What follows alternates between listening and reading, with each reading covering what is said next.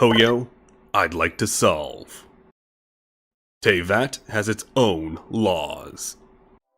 It's finally time to drop the conclusion I've been hinting at for almost a year. After everything in Natlan, I'm even more confident. Let's start by talking about the Archon Wars. 3,000 years ago, Celestia was in a weakened state after Abyssal Nibelung returned for his grudge match. This is common knowledge, but let's add in a question. Why did the original 7 win? They were stronger, right?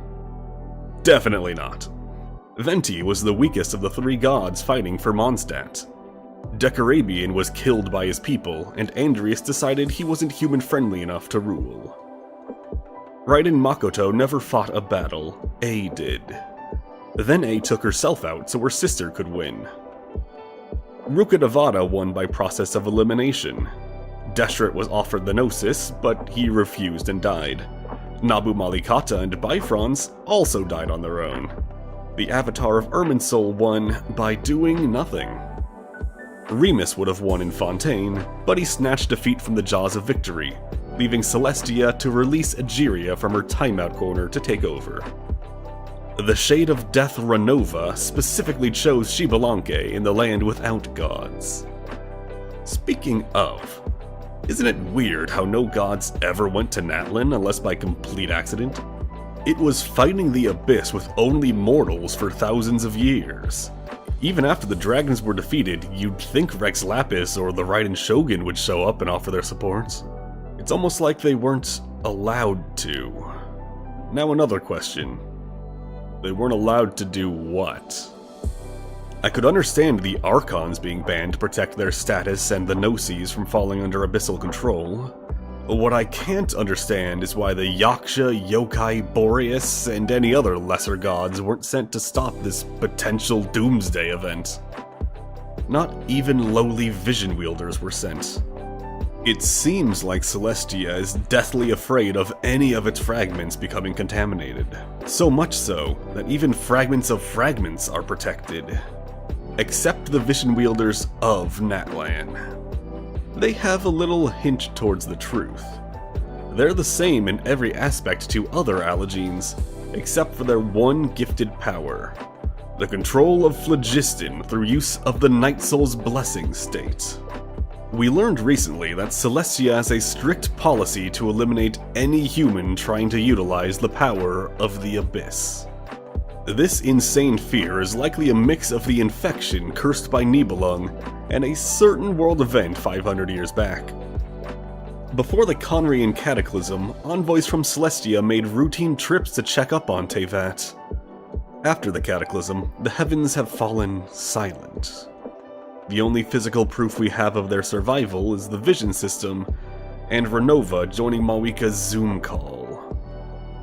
It would seem the Primordial One's condition was worsened by all the gods corrupted in this short war. That is the probable reason why they did the divine equivalent of nuking Conria. Had to be sure no more fragments were lost. Now, before I give a timeline disguised as a history lesson, there's one last bit of the puzzle I've left in the air for too long. We know the criteria for being chosen, but not who does this choosing. I will call this individual the Arbiter of Virtue. This is someone who can see every citizen of Teyvat and is wise enough to make judgment calls about people's true selves in dire situations. I think this person is one we've been wondering about for the last 3 years. The Arbiter of Virtue is embedded in every Archon, able to spy on their entire nation through them. She is the omnipresent god. She is the third descender. And this is the reason for the sudden lack of new electrovisions when Raiden A removed her Gnosis. On to the history lesson. In the beginning, dragons controlled Teyvat and either discovered or came from phlogiston. They rose and flourished until they fell victim to their nemesis, the slow eventuality of stagnation. It was at this time the Primordial One arrived from beyond the stars and waged war upon the dragons. Sovereign King Nibelung called forth his lords, and the Primordial segmented 4 shades from his power and faced the scaly hordes. While the 40-year war raged, 2 things happened. Humans were seeded upon the planet, and the Primordial One co-opted Teyvat's ley lines to repel the Abyss. This rewrite surprised and baffled the dragons, who themselves were wary of the Void Realm, though content with their natural resilience to its influence. The dragon sovereigns lay dead or defeated, except for one. Nibelung fled from the planet, swearing vengeance upon the usurper. This came to fruition an indeterminate number of years later, when once more Teyvat was thrown into chaos. Nibelung descended with an abyssal power-up, corrupting the land and bringing destruction to all of Natlan in the battle. Some of the surviving sovereigns joined him, with one known exception. Pyro Sovereign Xiucoatl woke from his celestial coma to give one sober word of wisdom to his brother. This is wrong. The Abyss had corrupted their king. Kukulkan then saw siding with humans as the only path forward. Defeated again, the dragon's authority was seized by Celestia. The Primordial One, however, was gravely wounded in this second war.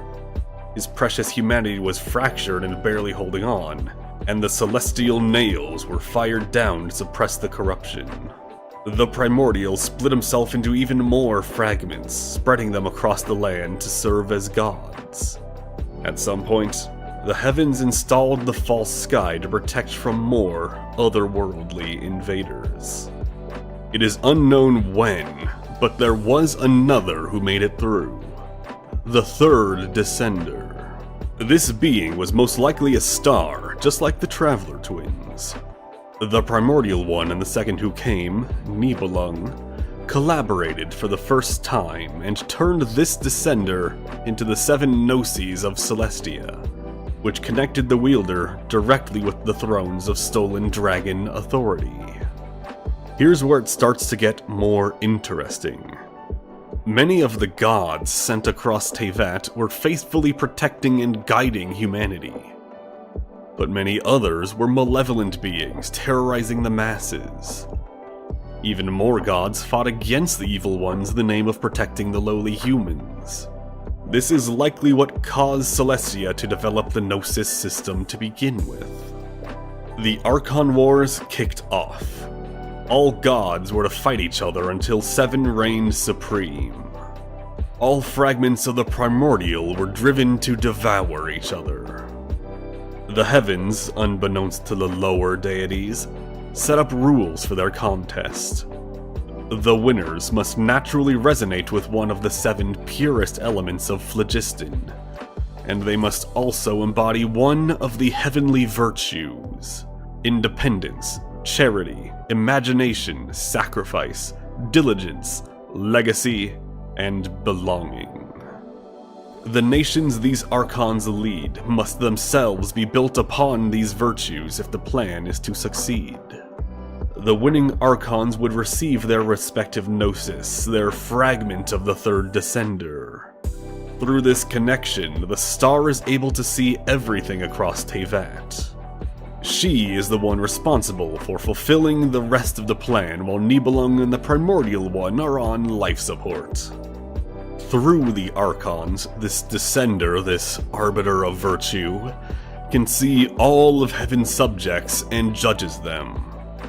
The very moment they fulfill the criteria, they are gifted a fragment of their Archon that connects them to the thrones. But for what purpose? This trip through history ends here as we turn down Speculation Avenue. Nouvelette said Vision Wielders fulfilling their dream is beneficial to Celestia, which means the chosen humans must succeed if all is to go according to plan. The way I see it, there are 2 possible reasons behind the Vision system. The least likely is that each vision wielder, at an appropriate time, is to ascend to godhood as promised. They will each have their specific domains, such as Yoimiya, the goddess of festivals, Noel, the goddess of service, or Risley, the god of reformation.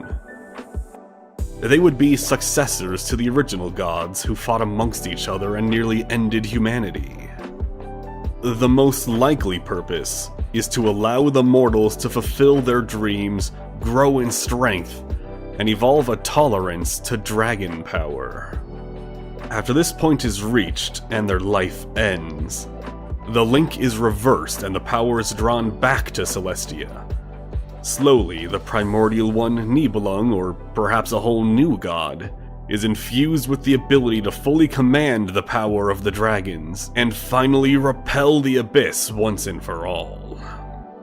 However, it may be too late for that plan to succeed. The Abyss Order and Conria have done quite a number to Celestia's power and plans. It may end up being the Traveler who will be the vessel for this authority instead. As one who is friend to human and dragon kind, with a natural immunity to the Abyss, the Traveler might just be the third king of Teyvat. But why is there even a selection process for vision wielders? Wouldn't it be faster if they were handed out willy-nilly? No. The answer is twofold. First, the elements themselves resonate with these criteria, as we can see with the gods and dragons who never received a vision. Second, the heavens don't want a repeat of the past. They only want strong and virtuous ingredients to either protect the people, or more likely, to create a being devoid of sin.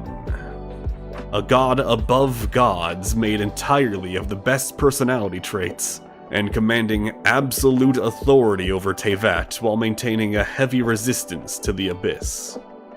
This god would be truly flawless and unstoppable. So that's that. Now we wait and see if I was right.